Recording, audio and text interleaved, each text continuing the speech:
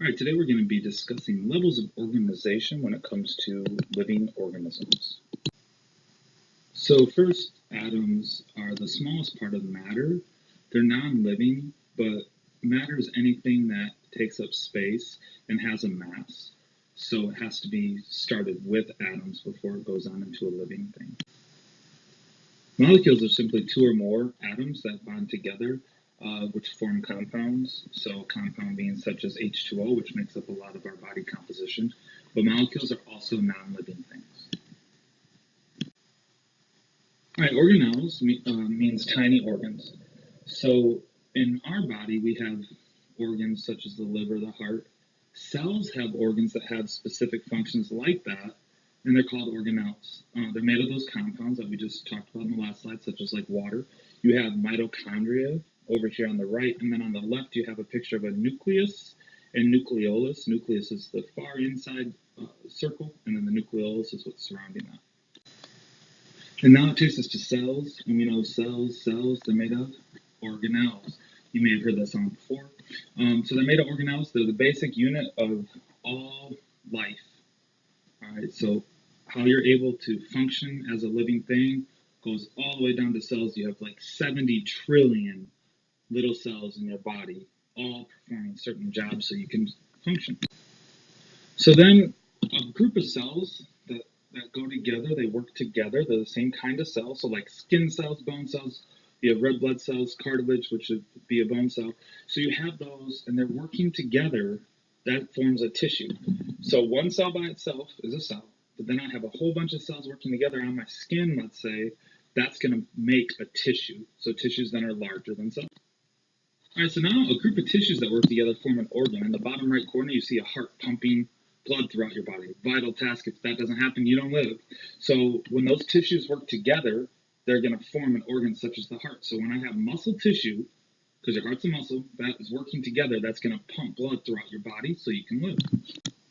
All right, so when you have two or more organs working together, like you have this guy working hard in the corner down here, it's Mr. Skeleton. He's a little crazy. Maybe he stayed up too late last night. I don't really know what's going on with him. But when you have two or more organs working together, it forms an organ system. So if you think of all your bones together, working together, that forms your skeletal system, right? One individual part of that would just be the organ, but if I put all of it together, it's going to create my organ system, which would be the skeletal system.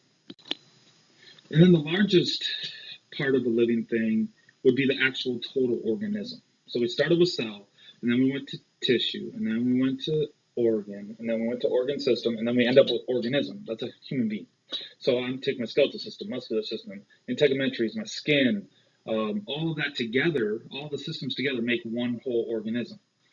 They can be a single cell, such as the amoeba that you see in the bottom corner. It's like a little green guy with a little tail. Flagella is the name of his tail. I just like that word. And then they're all obviously living. All right, time to stretch those brains. So now you're going to come up with a mnemonic device to help you remember the order of levels of organization from atoms to organism. So a mnemonic device is what you did in elementary school to remember the order of the planets, because obviously in elementary school that's really important. So it's something like my very educated mother made really good pizza. All right, so then it's like Mercury, Venus, Earth. It helps you remember what the order is by taking the first letter. So my example for what we're going to make is a mysterious cat talked opening organic sweet oranges. So the first letter of whatever word you're going to use has to match up. So like A, atom, mysterious is for molecule, cats for cell, and so on. So that's what you're going to do is create your own and be pretty creative.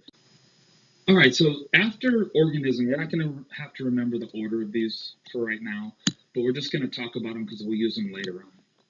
So population is when I have those organisms we talked about in the previous one, all living together. So like a population of deer is just the deer in that area.